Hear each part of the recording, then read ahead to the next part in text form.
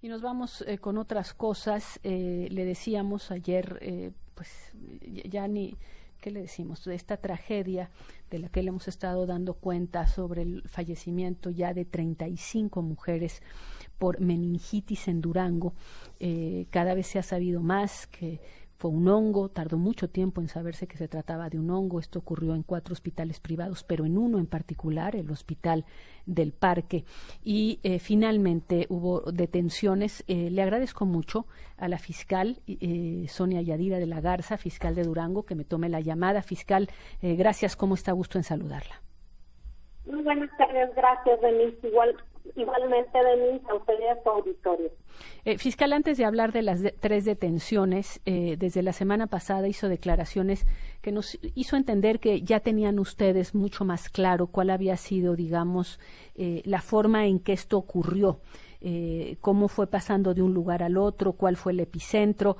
Si nos puede compartir esto, hasta donde entendí, incluso por la cantidad de mujeres, creo que de 35, 30 o no sé si más, de las mujeres fueron atendidas en el Hospital del Parque, y a partir de ahí ustedes fueron investigando cómo pudo haber ocurrido y cómo pudo también haber llegado a otros hospitales. Cuéntenos cuáles son sus hallazgos. Sí, Denise, mire, comentarle, efectivamente del hospital que usted menciona fue de donde se diagnosticaron las primeras pacientes. Estas pacientes empezaron a llegar al hospital, a los hospitales de la Secretaría de Salud y algunos al INSS con diferentes síntomas de inflamación cerebral, con líquido cefalorraquídeo cerebral, y que empezaba a prender las alarmas. Lo que tenían en común estas pacientes, porque en un inicio solo eran mujeres, era que todas habían sido sujetas a algún tipo de procedimiento, principalmente los obstétricos, los gineobstétricos. En algunos casos, posteriormente ya se fueron dando otro tipo de procedimientos, como retiro de material, como de prótesis y otro tipo de procedimientos. Las primeras pacientes eran provenientes todas en común de dicho nosocomio y con dichos síntomas. Al hacerse los estudios de líquido cefalorraquídeo, se determinó que ellas estaban padeciendo una enfermedad que es llamada meningitis y que es conocida como la meningitis. Se desconocía cuál era la causa real que había ocasionado dicha meningitis, y por lo que se inician las investigaciones correspondientes.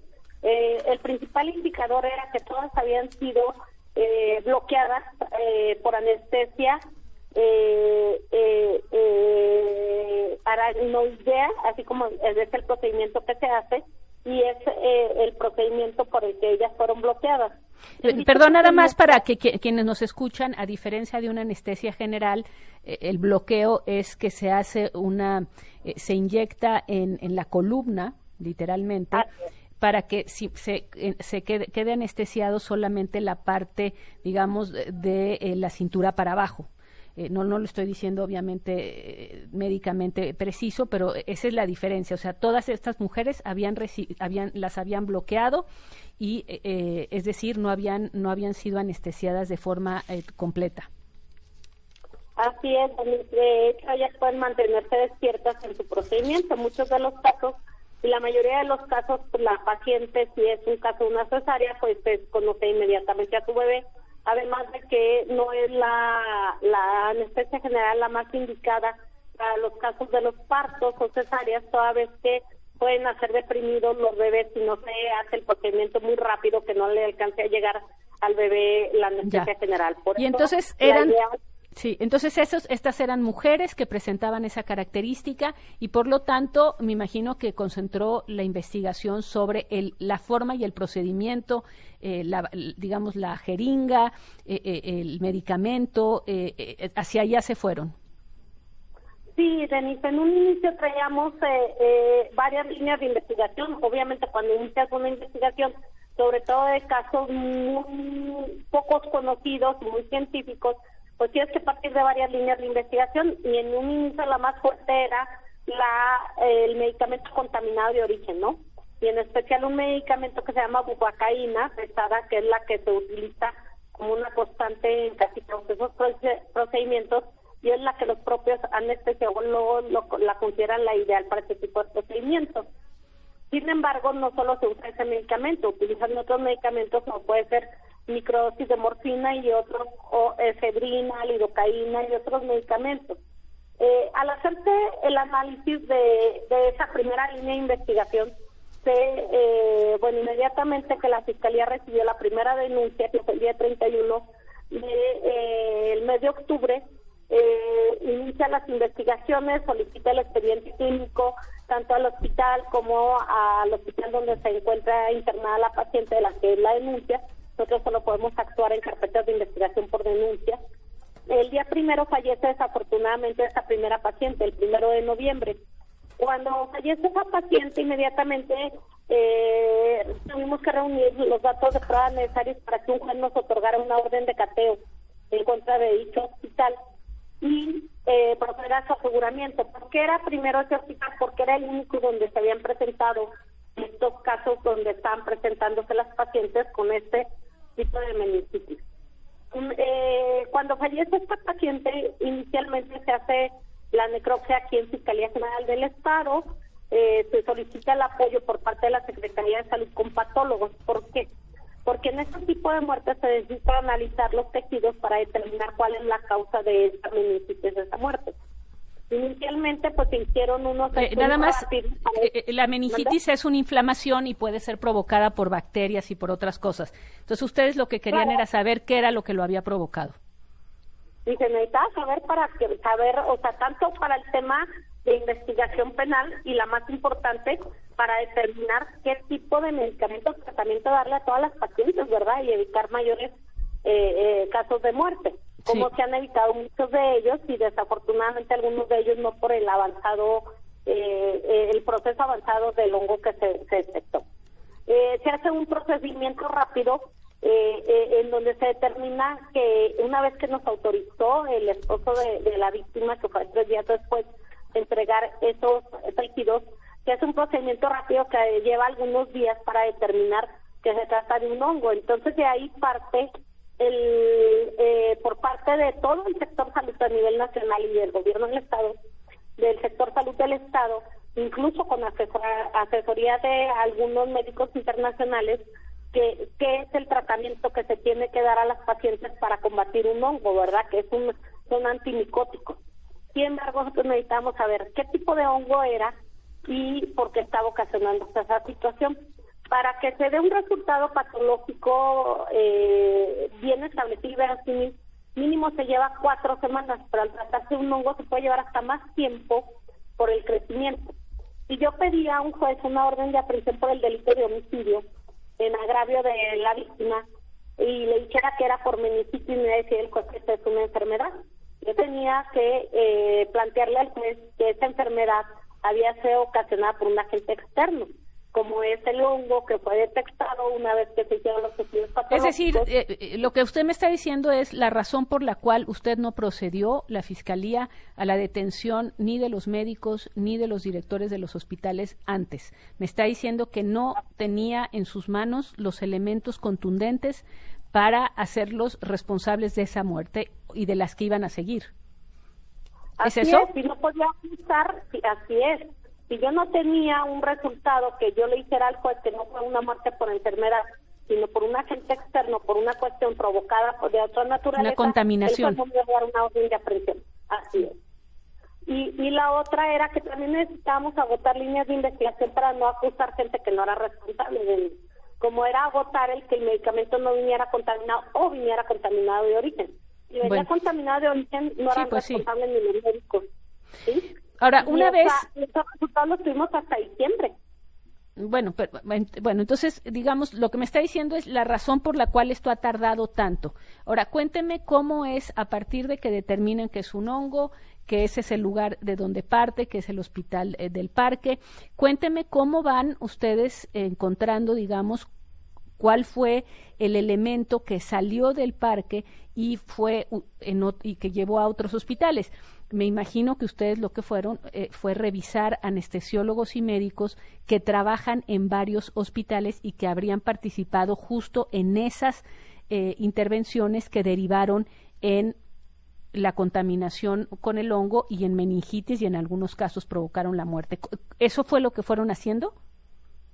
Sí, primero se tuvo que determinar que la contaminación venía de parte de medicamento ya abierto, es decir, la contaminación in situ, en el lugar, no medicamento de origen.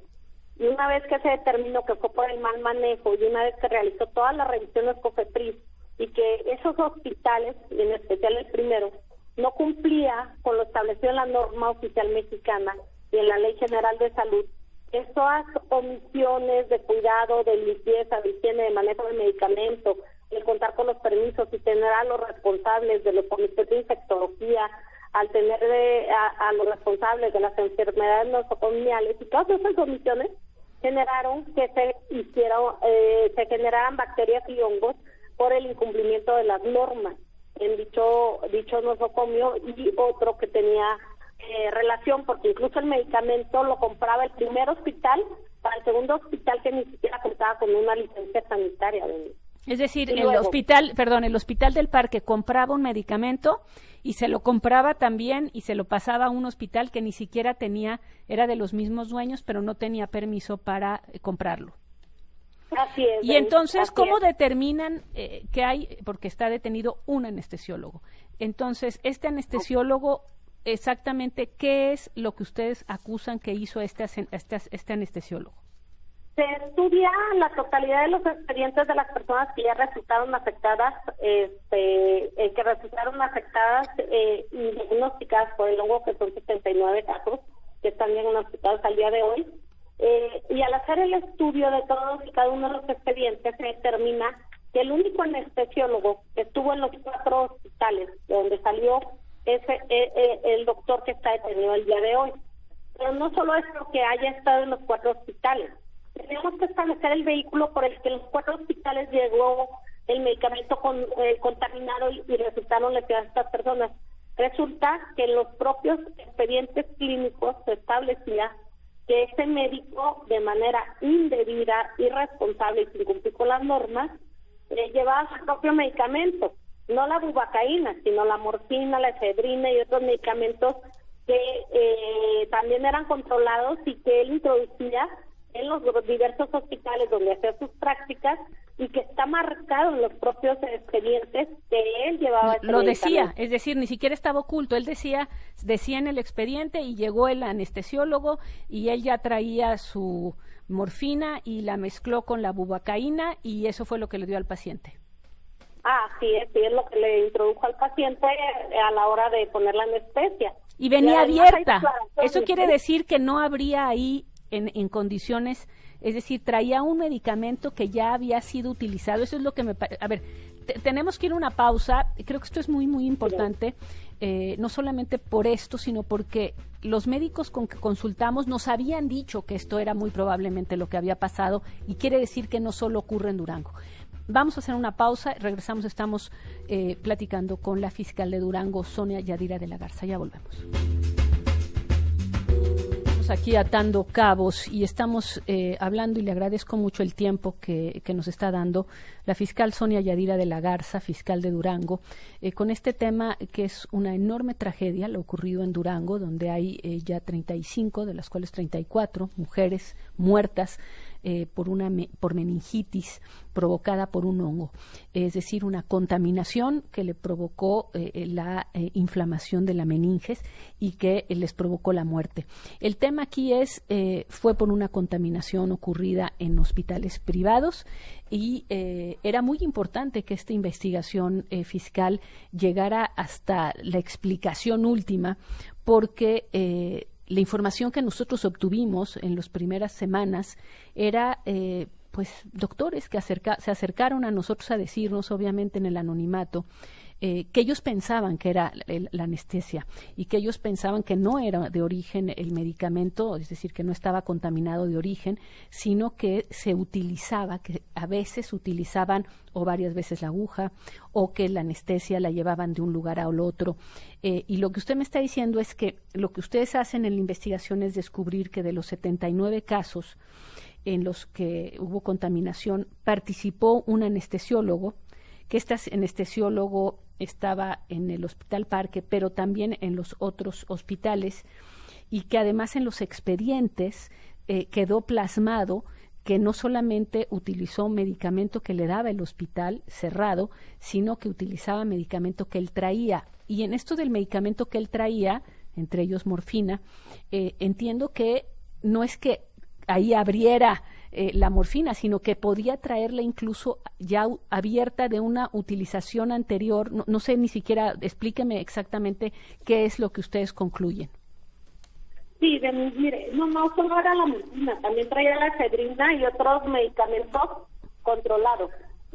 Tenemos incluso, no solo lo que está sentado en el expediente, tenemos en el caso del cuarto hospital, donde una de las enfermedades circulantes dice que él ya llevaba cargada la jeringa con el medicamento, con el cóctel. O sea, ya venía la jeringa cargada. Así es, ya llevaba la mezcla de los medicamentos en esa jeringa, y que ella le pasó el maletín que estaba sobre el carrito de cirugía. Entonces, no es esa, y tenemos otras declaraciones, pero lo más importante, lo que está documentado en los propios expedientes, que no es un tema que puedan decir la autoridad lo manipuló, es que quieren deslindar. En los expedientes está plasmado perfectamente, donde cuando hacen el inventario del medicamento, por ejemplo, ponen morfina, efedrina y todo, y luego le ponen una llave y luego ponen el nombre del doctor. ¿Y esto por qué? Porque eso no se cobra, porque queda fuera, porque es medicamento que él llevó. Más lo robusteció con las declaraciones. ¿Qué tenemos? La constante en los 4 hospitales, y que tanto el tercero y cuarto hospital de NIS, él era el único médico de las pacientes diagnosticadas. O sea, tenemos 4 casos del hospital tercero, y los 4 fueron atendidos por él. Y de esas 3 pacientes fallecieron y una está muerta. Y del cuarto hospital son 2 casos diagnosticados, una paciente está grave y otra, o sea, está ahorita en tratamiento. O sea, él es el elemento común sí, en los otros hospitales en los que esto ocurrió solo en los casos que él atendió. Así es, tanto en el tercero como cuarto hospital, que como decimos, el primero y el segundo tenían vínculo de familia y compartir medicamento. Sí. Pero estamos hablando entonces, estamos hablando entonces de una responsabilidad individual altísima, es decir, el anestesiólogo, y entiendo que después ustedes también detuvieron al exdirector de la Comisión para la Protección contra Riesgos Sanitarios y a una verificadora. Me gustaría que me explicara la responsabilidad de ellos y supongo que tiene que ver con no haber detectado a tiempo que algo así estaba ocurriendo. Pero perdóneme, fiscal, tengo que rápidamente ir a una pausa nuevamente y regreso con usted. Ya volvamos. Estamos aquí atando cabos y le agradezco a Sonia Yodira de la Garza, fiscal de Durango. Hablábamos de cómo llegaron a concluir que justamente pues en medio de todo esto estaba un anestesiólogo y una mala praxis, que era la de que el anestesiólogo llevaba una serie de medicamentos, incluso ya dentro de la jeringa, que fue el mismo que después estuvo presente y participó en los otros hospitales, y que era el anestesiólogo de los otros casos que también fueron positivos a este hongo que provocó la meningitis y 35 muertes.